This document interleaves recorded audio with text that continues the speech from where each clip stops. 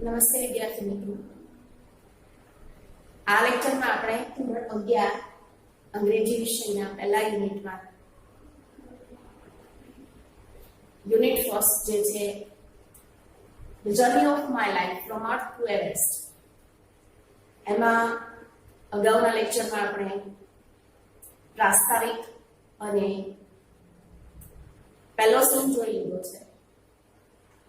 અહીંયા અરુણિમાના જીવનયાત્રાની 4 નાટક અંક મૂક્યા છે અને એમાંનો એક દ્રશ્ય આપણે જોઈ લીધું છે.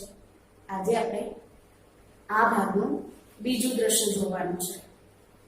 પહેલા વિભાગમાં આપણે જોયું હતું કે અરુણિમા સિન્હા છે એ ટ્રાવેલિંગ કરતા હતા ટ્રેનમાં અને એમનો એક પગ કેવી રીતે કપાયો એ એમને સીન ફર્સ્ટમાં જોયું છે. આજે આપણે સીન 2 ની અંદર આગળની જે વાર્તા છે એ શીખવાના છે. તો ચાલો સીન 2 જોઈએ. I was admitted to AIMS, Delhi on the intervention of the PM. I was admitted, મને દાખલ કરવામાં આવી. ક્યાં દાખલ કરવામાં આવ્યા છે એમને? ટુ AIIMS દિલ્હી, દિલ્હીની એમ્સ હોસ્પિટલની અંદર તેમને દાખલ કરવામાં આવ્યા. On the intervention of the PM, intervention A board પર લખ્યું છે મધ્યસ્થી. PM ની મધ્યસ્થીથી મને દિલ્હીની એમ્સમાં દાખલ કરવામાં આવી. The Union government would bear the entire cost of my treatment. Union government એ મારી આખી જે ખર્ચ છે, કોસ્ટ, અહીંયા કોસ્ટ એટલે મૂલ્ય કે કિંમત નહીં પણ ખર્ચ, દવા અને ટ્રીટમેન્ટનો જે ખર્ચ થાય છે એ કોણ ભોગવવાનું હતું? Union government. અહીંયા ભોગવવા માટે જે અંગ્રેજી શબ્દ આપ્યો છે એ છે બેર, BEAR, બેર. આમ તો સહન કરવું છે પણ અહીંયા ખર્ચ ભોગવવાનો છે. તો યુનિયન ગવર્મેન્ટ મારી બધી જ સારવારનો ખર્ચ ભોગવવાની હતી. Soon AIMS began issuing daily medical bulletin on my status. એ પછી તરત જ એમ્સ હોસ્પિટલે શરૂઆત કરી દીધી. શેની શરૂઆત કરી? ઇશ્યુઇંગ ડેઇલી મેડિકલ બુલેટિન. એના રોજના જે સારવાર થતી હતી એના સમાચાર જાહેર કરવાનું શરૂ કરી દીધું. ઓન માય સ્ટેટસ, સ્ટેટસ એટલે અહીંયા સ્થિતિ, મારી સ્થિતિના રોજના સમાચાર, મારી સારવારની સ્થિતિના રોજના સમાચાર એ પછી એમ્સ હોસ્પિટલે એના મેગેઝિનમાં જાહેર કરવાના શરૂ કરી દીધા. I was told that young people, auto drivers and roadside vendors were carrying out a candle march to galvanize support for me and to pray for my recovery. I was told, મને કહેવામાં આવ્યું હતું, મને જણાવવામાં આવ્યું હતું. શું જણાવવામાં આવ્યું? કે that young people, auto drivers and roadside vendors, યુવાન લોકો, ઓટો ડ્રાઈવર્સ રિક્ષા ચાલકો and roadside vendors, ફેરિયાઓ,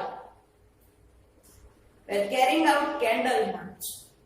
એમણે એક કેન્ડલ માર્ચ, માર્ચ એટલે કૂચ કરી, અહીંયા મીણબત્તીઓ સળગાવીને એમના માટે શુભેચ્છાઓ માટેની કૂચ કરી.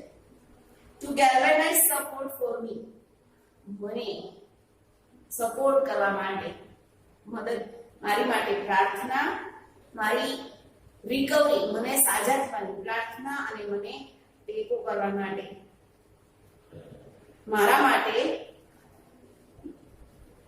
યુવાન લોકો, રિક્ષા ચાલકો અને ફેરિયાઓએ મીણબત્તી સળગાવીને કૂચ કરી. With the help of the best and the latest technology, gradually I started responding to the treatment. With the help of best and latest technology. હવે એને એમ્સમાં દાખલ કરવામાં આવ્યા પછી પીએમ ની મધ્યસ્થી એની સારવાર કરવામાં આવી છે એમ્સમાં અને એનો આખો ખર્ચ યુનિયન ગવર્મેન્ટ ભોગવવાના હતા અને એમના જે રોજે રોજના સ્થિતિ હતી એમની કન્ડિશન મેડિકલ સ્થિતિ એના એ બુલેટિનમાં રોજે રોજ જાહેર કરવામાં આવી એટલે લોકોએ ઘેરૈયાઓ અને રિક્ષા ચાલકો વગેરે સ્થિતિમાં સામાન્ય લોકોએ એના માટે સાજા થવાની પ્રાર્થના કરી અને ત્યાર પછી with the help of the best and the latest technology ઉત્તમ અને અત્યાધુનિક ટેકનોલોજીની મદદથી gradually I started responding to the treatment. Gradually, ધીમે ધીમે મેં સારવારનો જવાબ આપવાનું શરૂ કર્યું મતલબ કે ધીમે ધીમે રિકવરી આવવાની શરૂઆત થઈ. કોઈ પણ માણસ જ્યારે બીમાર હોય છે ત્યારે એના માટે જે સારવાર કરવામાં આવે છે એ જો ઉત્તમ હોય અને સાથે સાથે જો એમને સારા થવા માટેનો એક ઈચ્છા હોય મતલબ કે એમને ઉત્સાહ હોય મનોબળ જો એમનું મજબૂત હોય તો એ માણસ છે એ એની ટ્રીટમેન્ટને જલ્દીથી જવાબ આપતો થઈ જાય મતલબ કે એનામાં રિકવરી જલ્દી આવે છે. ઘણી વાર આપણે જોઈએ છીએ કે હોસ્પિટલના બેડ પર પડેલા અમુક દર્દીઓ છે ને આપણે વસ્તુ કેમ છે એમ પૂછ્યું હોય તો એવું કહેશે જો હવે આમાંથી મને કંઈ ઉગર આશય દેખાતું નથી મતલબ સાજા થવાની કોઈ આશા દેખાતી નથી. જ્યારે અમુક કહીએ બસ આ તો આટલું જ છે 2 દિવસમાં તો હું ચાલતો થઈ જઈશ એટલે એ માણસનું મનોબળ છે સાજા થવામાં બહુ જ કામ કરતું હોય છે. અહીંયા અરુણિમા છે એની ટ્રીટમેન્ટ થવા લાગી છે અને એનો જવાબ આપવા લાગી છે મતલબ એમાં રિકવરી દેખાય છે. One morning, my brother-in-law, Sahib, suddenly asked me, Sahib છે એ કોણ? My sister, Lakshmi's husband. અરુણિમાની બેન જે લક્ષ્મી છે એમના પતિ એટલે કે એમના બને brother-in-law. One morning, my brother-in-law, Sahib, suddenly asked me, એક સવારે અચાનક જ મારી બેન લક્ષ્મીના પતિ સાહિબે અચાનક મને પૂછ્યું. શું પૂછ્યું આવીને? એવરેસ્ટ ચડવવી? અહીંયા અરુણિમા દવાખાનામાં છે, પથારીમાં સૂતી છે, પગ કપાઈ ગયેલો છે અને એમના બનેવી આ તો સાળી બનેવીનો સંબંધ છે, મશ્કરી કરતા હોય મજાક કરતા હોય એટલે એમણે અચાનક આવીને પૂછ્યું Everest ચડોગી? He had just read an interesting piece of information in the newspaper.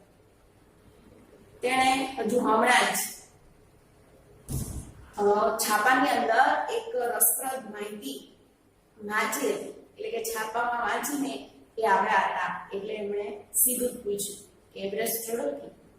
No female amputee had ever scaled Everest. શું માહિતી વાંચીને આવ્યા હતા? અત્યાર સુધીમાં કોઈ અપંગ સ્ત્રી, કોઈ અંગની ખામીવાળી સ્ત્રી એવરેસ્ટ સર કરી નથી, ચડી નથી એવી માહિતી એ છાપાની અંદર વાંચીને આવ્યા હતા અને એટલે એમણે આવીને પૂછ્યું કોઈએ નથી કર્યું, તું કરીશ Everest ચડોગી? I was not amused. મને નવાઈ લાગી, આશ્ચર્ય ન થયું. I have lost a leg and you are talking of Mount Everest. I started talking to myself. મને આશ્ચર્ય ન થયું કેમ કે I have lost a leg. મેં એક પગ ગુમાવ્યો હતો અને તમે એવરેસ્ટની વાતો કરો છો, એમાં નવાઈ છે? મારી પાસે વાત કરીને કોઈ ફાયદો? I started talking to myself. પછી મેં મારી જાત સાથે વાતો કરવાનું શરૂ કર્યું મતલબ કે હું વિચારવા લાગી. If I could if I could take a shot at Everest and succeed, I would become the first female amputee to hold that record. I thought about it for some time and then I conveyed to Sadi my willingness to take up the challenge. વાક્ય બહુ મોટું છે, આપણે એને ધીમે ધીમે સમજીએ. I started talking to myself. મેં મારી જાત સાથે વાતો કરવાનું શરૂ કર્યું. શું વાતો કરે છે પોતાની જાત સાથે? If I could take a shot at Everest, take a shot, પ્રયત્ન કરો. જો હું એવરેસ્ટ માટેનો પ્રયત્ન કરું તો એન્ડ સક્સેસ અને સફળ થાવ. જો હું પ્રયત્ન કરું અને સફળ થાવ તો I would become the first female amputee. તો હું પહેલી એવી સ્ત્રી બનીશ કપાયેલા પગ સાથે to hold that record. A record બનાવનાર એવી પહેલી સ્ત્રી બનીશ. તેણે પોતાની જાત સાથે મેં મારી જાત સાથે વાતો શરૂ કરવાનું શરૂ કર્યું કે જો હું પ્રયત્ન કરું એવરેસ્ટ ચડવાનો અને સફળ થાવ તો હું એ રેકોર્ડ બનાવનાર પહેલી અપંગ સ્ત્રી બનીશ. I thought about it for some time. મેં એના વિશે થોડું વિચાર્યું, થોડા સમય માટે વિચાર્યું. And then I conveyed to Sahib my willingness to take up the challenge. Conveyed to Sahib, પછી મેં સંદેશો મોકલ્યો સાહિબને. My willingness, મારી ઈચ્છા, to take up the challenge. Challenge ઘણી વાર આપણે કંઈક મન ચેલેન્જ કરે અને એવું ઘણી વ્યક્તિઓનો સ્વભાવ હોય છે ને કોઈ ચેલેન્જ કરે તો એ કામ કરી નહીં કરે. એટલે પડકાર જીવવાની અમુકની એક આદત હોય. એમ અહીંયા એના બનેવી સાહેબે એને ચેલેન્જ આપી હતી એટલે જવાબમાં થોડી વાર વિચારીને પછી એને મેસેજ સંદેશો મોકલ્યો કે મારી ઈચ્છા આ પડકાર જીવવાની છે, હું આ પડકાર લેવા માંગુ છું એવી મારી ઈચ્છા મેં સાહેબને કેવડાવી. ઠીક હે હમ કરેંગે ऐसे. મેં કહ્યું ઠીક છે હું કરીશ. I now had something to look for. હવે આગળ જવા માટે મારી પાસે કંઈક હતું. જીવનમાં એક લક્ષ્ય, એક ગોલ જીવવા માટેનો હોવો જોઈએ. અહીંયા એમના અકસ્માત થયા પછી એ પથારીવશ થયા હતા અને એમને જીવવા માટેનો ઉત્સાહ તો અનેરો હતો, પણ અકસ્માત છે એમને નડી ગયો. છતાં એ આ ચેલેન્જ પડકાર લઈને એ પોતાના માટે આગળ ભવિષ્ય બનાવવા માંગે છે. I had something to look forward, a mission, a goal, a reason to dream. હવે મારી પાસે આગળ જોવા માટે કંઈક હતું, એક લક્ષ્ય, એક હેતુ અને રીઝન ટુ ડ્રીમ, સ્વપ્ન જોવાનું કારણ, જીવવાનું કારણ મારી પાસે હતું. It was not going to be easy. એ સરળ નહોતું, but throughout my life nothing had come easy.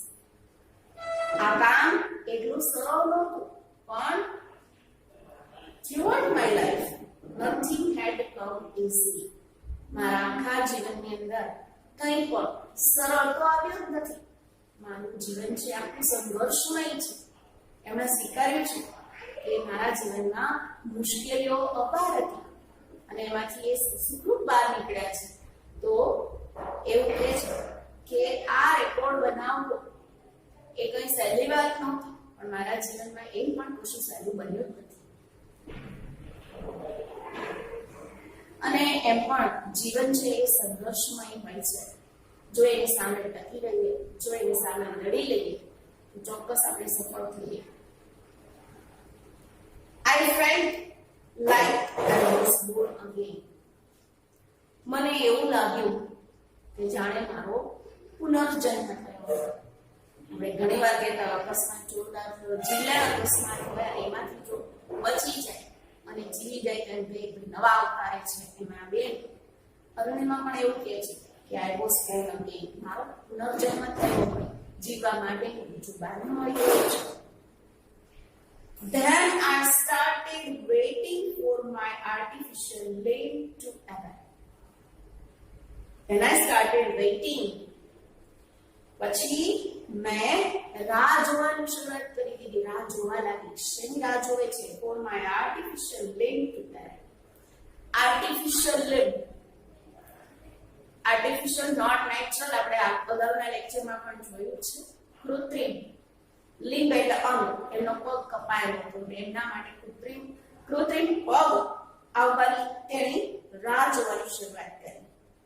When it finally arrived, I was overjoyed. અને જ્યારે તે છેવટે આવી પહોંચ્યું, મતલબ કે એમનો કૃત્રિમ પગ છે જ્યારે આવી ગયો, I was overjoyed. જોઈ તો ખરું, જોઈ એટલે આનંદ, overjoyed અત્યંત આનંદ થયો. આપણે કોઈ વસ્તુની રાહ જોતા હશે, આપણને ઈચ્છા હોય અને રાહ જોતા હોય અને જ્યારે આપણને મળે છે ત્યારે કેવો આનંદ થાય છે એ વસ્તુ છે. અહીંયા ઓવરજોય રિઝલ્ટ આવવાનું હોય, રિઝલ્ટના દિવસે જ્યારે માર્કશીટ હાથમાં આવે છે ત્યારે જે જોઈ હોય છે ઓવરજોય હોય. જો પાસ થઈ ગયા હોય, સારા માર્ક્સ આવ્યા, તો એ વસ્તુ છે અહીંયા કે છેવટે એ આવી પહોંચ્યું. શું આવી પહોંચ્યું? આર્ટિફિશિયલ લેગ, કૃત્રિમ પગ એના માટે જે મંગાવ્યો હતો એ આવી ગયો અને હું ખૂબ જ આનંદિત થઈ. The artificial leg felt almost like my real leg. Artificial leg, કૃત્રિમ પગ હતો, almost મોટા ભાગનો, લગભગ, felt અનુભવાતો હતો, લાગતો હતો. કોના છે?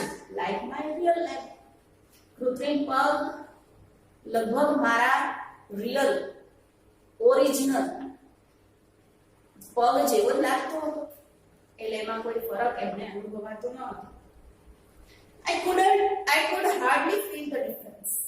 Hardly, ભાગ્યે જ, બહુ ઓછા પ્રમાણમાં.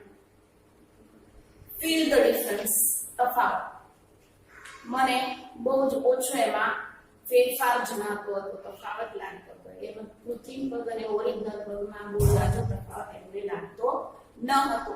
હાર્ડલી, ભાગ્યે જ, બહુ જ ઓછું, જૂજ પ્રમાણમાં એવો તફાવત એમને અનુભવાતો હતો.